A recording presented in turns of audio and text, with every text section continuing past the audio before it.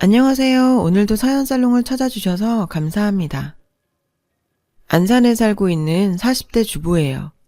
사람은 고쳐 쓰는 게 아니라더니 그 말 틀린 게 아니더라고요. 죽었다 깨어나도 인간의 본성은 변하지 않으니까요. 그런데도 그놈의 정이 뭐라고 전 인간 같지도 않은 남자를 15년 가까이 붙들고 살았지 뭐예요. 남편과 저는 중매로 만났어요. 당시 저는 만나는 남자가 있었는데 시를 쓰는 사람이었죠. 세상에 둘도 없이 좋은 사람이었지만 경제적 능력은 제로인 남자였어요. 그런 남자를 부모님이 반기실 리 없었죠. 세상의 모든 부모님들이 그렇듯 저희 부모님도 딸이 돈 걱정하며 사는 건 원치 않으셨거든요. 평생 저 하나만 바라보고 살아오신 부모님이잖아요. 제가 나 몰라라 할 수도 없었어요. 그래서 하는 수 없이 선자리에 나갔죠. 맞선 남은, 그러니까 현재 제 남편은 당시 공기업에 다니고 있었어요.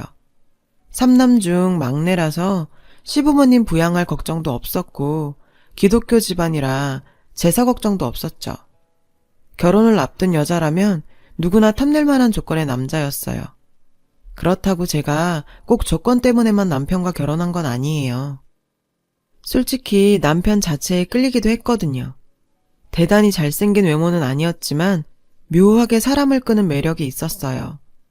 개구장이처럼 장난기 많은 모습도 있고 결정적인 순간엔 여자를 리드하는 남성미도 있는 사람이었죠.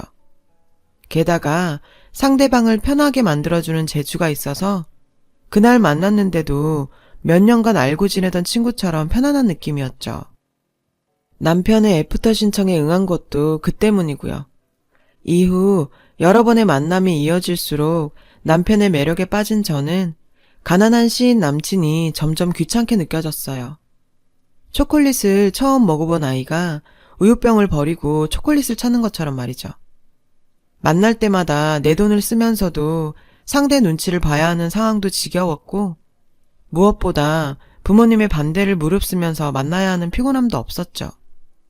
게다가 저도 인간인지라 결혼 뒤엔 안락한 삶을 누리고 싶은 욕심이 없진 않았거든요. 그래서 결국 전 시인 남친을 버리고 지금의 남편을 선택했어요. 마음을 정하고부터는 일사천리였죠. 어차피 중매라는 게 서로의 조건도 맞춰보고 만난 관계였기에 결혼까지 걸리는 시간도 길지 않았고요. 그렇게 우린 만난 지 반년도 안 돼서 결혼을 했어요. 신혼기간 동안은 정말 행복했어요. 남편이랑 단 둘이 있는 것만으로도 좋았죠. 왜 안 그랬겠어요. 선 보고 호감이 있는 상태에서 바로 결혼했으니 신혼이 연애기간이나 마찬가지잖아요. 그런데 딱 거기까지였어요. 결혼한 지 채 2년도 되지 않아 남편은 밖으로 돌기 시작했거든요. 제가 임신 5개월쯤 됐을 무렵부터였어요. 점점 호르몬 이상 증세로 짜증이 늘고 몸도 불어와서 신경이 예민해진 때였죠. 남편과 사소한 일로 말다툼을 몇 번 벌였는데 그때 이후로 왠지 남편이 절 피하는 느낌이 들더라고요. 그런 남편 때문에 전 점점 서운했고 그러다 막달에 접어들면서 남편한테 여자가 생겼다는 걸 알게 됐어요. 뱃속의 아이만 아니면 당장 헤어지고 싶었죠. 남편에 대한 배신감이 정말 컸거든요. 난 우리 아이 때문에 몸도 힘들고 마음도 힘든데 자긴 모든 걸 회피하곤 자기 편한 대로 살고 있으니까요. 이런 남자를 믿고 살아도 되나 정말 고민이 됐지만 그렇다고 혼자서 아이를 키울 용기도 없었어요. 몇 날 며칠을 울었어요. 당시 산달을 앞둔 제가 걱정돼서 저희 집에 오셨던 시어머니는 그런 절 보시곤 무슨 일이냐고 물으셨죠. 솔직히 그 순간에 어머님도 보기 싫더라고요. 남편이 보기 싫으니 시집 식구들도 모두 그렇게 보였죠. 그래서 전 솔직히 말했어요. 어머님 아들 바람났어요. 내일 모레면 지 새끼가 나오는데도 정신 못 차리고 딴 년 치마폭에서 놀고 있다고요. 어머님은 꽤 충격을 받으신 것 같았어요. 하지만 그땐 그런 건 눈에 들어오지 않았어요. 그래서 복수라도 하려는 듯 일부러 어머님 가슴에 못 박는 소리만 해댔죠. 시어머니는 그런 제 심통을 묵묵히 다 받아주셨어요. 상간녀는 남편과는 직장 동료로 회사에선 오피스 와이프로 불릴 정도로 남편과 가까운 사이였더군요. 둘 다 가정이 있는 사람들이었고 그래서 서로 부부 사이의 고민을 털어놓기 시작하다가 자신을 이해해주는 상대에게 끌리게 된 거죠. 자신을 이해해준다니. 웃겨요, 정말. 처음엔 일시적인 감정일 거라고 치부하고 감정 정리를 하려고 노력도 했었다더군요. 하지만 배우자에 대한 불만과 스트레스가 커질수록 상대를 통해 해소하려는 마음이 커졌고 결국 제어할 수 없는 상태가 된 거죠. 남편의 외도로 힘들수록 나도 모르게 예전 남자친구가 떠올랐어요. 제가 매정하게 버렸던 그 남자가요. 그 사람도 지금 나와 같은 심정이었을까? 그런 생각이 들자 지금의 이 고통은 과거 내 행동에 대한 벌인지도 모르겠다는 생각이 들었어요. 그렇게 생각하니 가슴에 응어리졌던 게 조금씩 풀리더라고요. 결국 전 남편을 용서하기로 했어요. 남편은 자신을 용서해준 저에게 죽을 때까지 용서를 빌며 살겠다고 하더군요. 전 또 그 말을 믿었네요. 사건 이후 남편은 가정적으로 변했어요. 육아도 가사일도 시키지 않아도 자신이 나서서 했죠. 저도 잘하려고 노력했고요. 그러는 사이 우리 부부는 예전의 모습을 되찾아갔어요. 그즈음 남편은 회사에서 나와 몇몇 동료들과 함께 회사를 차렸어요. 전 회사에서 거래하던 거래처를 많이 들고 나온 덕에 창업 초기임에도 수익이 나서 월급이 밀리지 않을 정도는 됐어요. 그렇게 반년쯤 지나던 어느 날이었습니다. 여보, 대박이야. 당신 이제 고생 끝이라고. 남편네 회사에서 개발한 프로그램이 소위 말하는 잭팟을 터뜨린 거죠. 얼마 뒤 우린 전셋집을 떠나 자가로 40평대 아파트로 이사를 했어요. 회사원 시절 남편 월급으로는 상상도 못하던 엄청난 돈을 벌어왔죠. 그러던 어느 날이었어요. 남편이 술에 잔뜩 취해 돌아왔어요. 저는 회사에서 무슨 일 있었냐고 물었죠. 그런데 여보, 미안한데 우리 엄마 모시고 살면 안 될까? 불쌍한 우리 엄마가 암이래. 큰형님네는 몇 년 전 캐나다로 이민을 가신 상태였고 둘째 형님은 재작년 이혼을 하셔서 어머님을 모실 처지가 아니었어요. 남은 건 저희뿐이었죠. 꼭 첫째가 부모를 부양해야 하는 건 아니지만 앞에 두 형님이 계시기 때문에 저희까지 차례가 오진 않을 거라고 생각했던 것도 사실이에요. 그래서일까요? 어머님 간병을 하게 된 게 좀 억울하게 느껴졌어요. 그런 제 마음을 알았는지 남편은 내가 당신한테 지은 죄가 있어서 정말 이런 부탁하는 거 염치 없는 짓인 거 알아. 그치만 암에 걸린 노인네를 어떻게 혼자 놔두냐. 여보, 제발 부탁이야.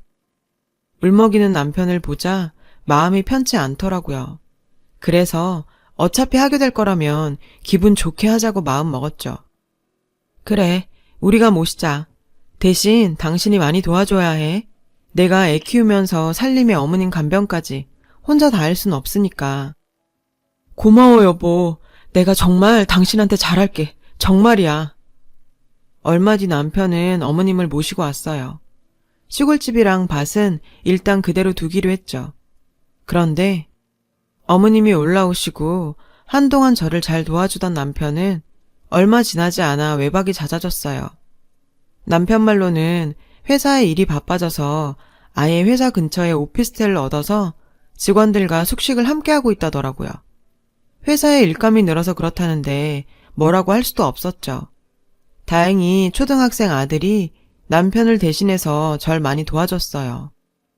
처음엔 일주일에 한 번은 집에 들르던 남편은 시간이 지날수록 집에 오는 날이 뜸해지더니 결국 몇 달이 지나도록 집에 오지 않았어요. 대신 통장에 보내주는 생활비는 전보다 많이 늘어 있었죠. 그러는 사이 어머님은 몇 번의 수술과 항암 치료를 이어갔고 그러는 동안 많이 수척해지셨어요. 저 역시 몸도 마음도 많이 지쳤고요. 긴 병에 효자 없다고 투병 생활이 길어지자 환자인 어머님도 간병하는 저도 모두 지쳐갔습니다. 상황이 이런데도 남편은 일 바쁘다는 핑계로 자기 엄마를 저한테만 떠넘기곤 나 몰라라 했어요. 가끔 집에 들러 얼굴만 비추고 가는 정도였죠. 그렇다 보니 오히려 환자인 어머님이 제 눈치를 보시며 틈틈이 집안일을 도와주셨죠.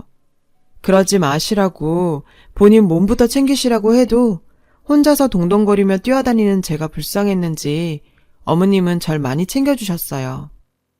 그렇게 서로를 위로하며 어머니와 전 투병 생활을 이어갔어요. 그러는 사이 서로에 대한 애틋함이 더해졌고 어느 순간부터는 어머니와 며느리 사이가 아닌 엄마와 딸처럼 돼버렸죠. 그렇게 7년의 시간이 흘러 드디어 어머님은 복마감 완치 판정을 받으셨어요. 완치 판정을 받던 그날 어머님과 저는 얼싸안고 한참을 울었어요. 그렇게 엉엉 울다가 어머님이 남편 회사에 가보자고 하시더군요.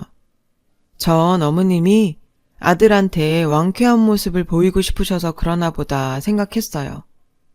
그래서 밑반찬을 챙겨서 어머님과 함께 남편 회사로 찾아갔죠. 한창 일할 시간인데 남편은 회사에 없더라고요. 전화를 걸어도 안 받고 말이죠. 그래서 밑반찬이라도 가져다 두려고 직원한테 오피스텔 위치를 물어 그리로 찾아갔어요. 어머님 병수발하느라고 남편이 지내는 곳도 처음 와보는 거라 괜히 미안하더라고요.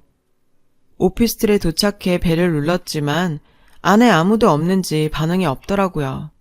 하는 수 없이 싸들고 간 반찬통을 들고 다시 주차장으로 내려왔어요. 그때였어요. 막 남편 차가 들어오더라고요.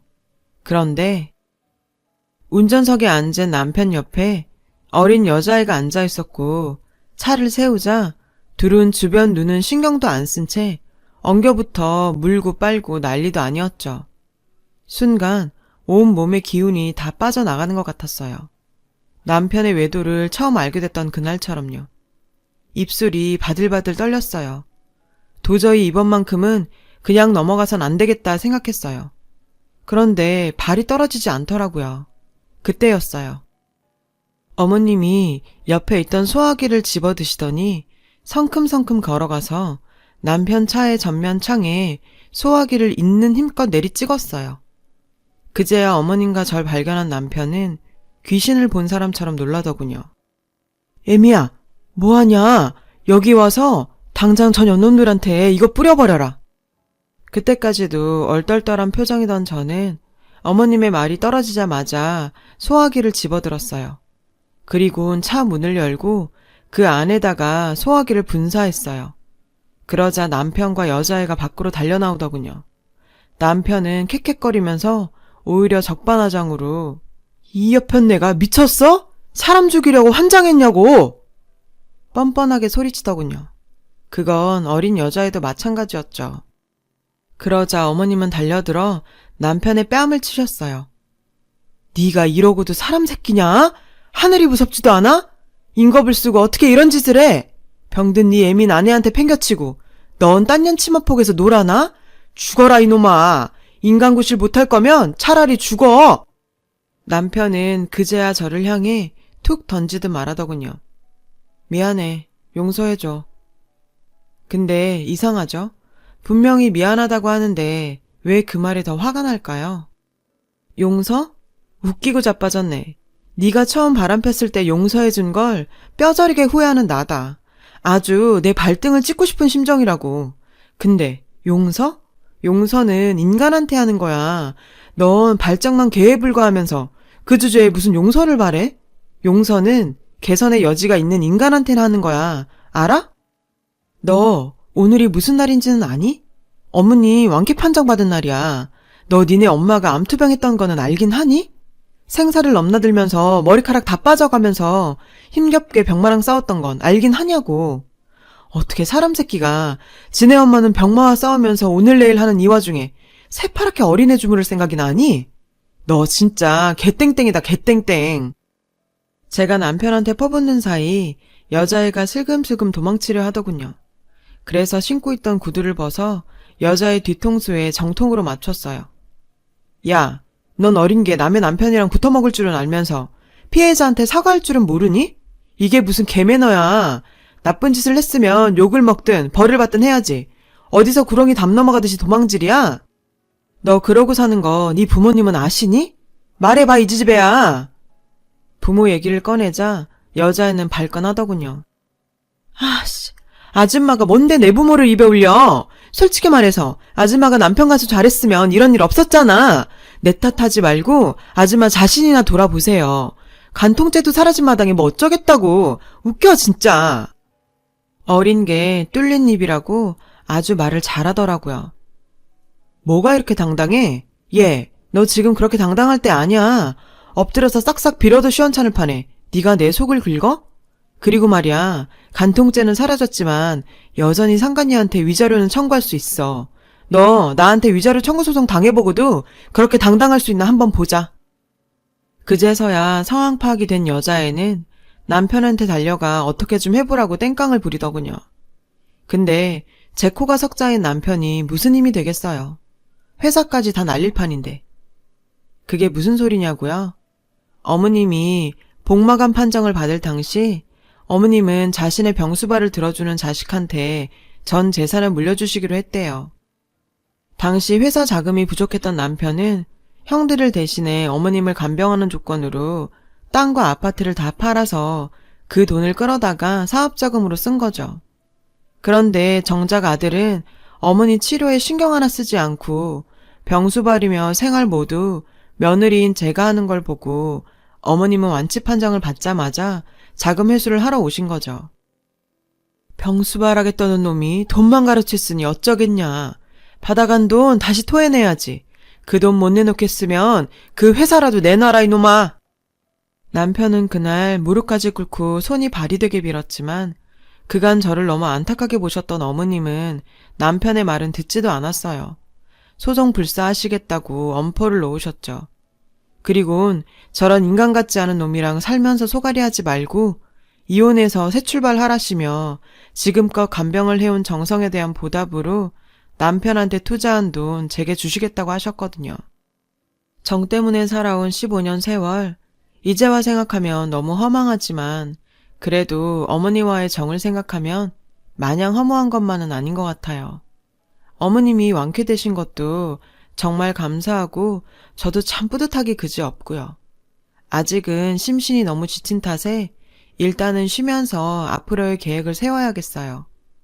지금까지 제 사연을 들어주셔서 감사드려요. 여러분, 사연 댓글에 응원과 현명한 조언 부탁드려요. 좋아요와 구독은 저에게 큰 힘이 됩니다. 오늘도 좋은 일 가득하세요.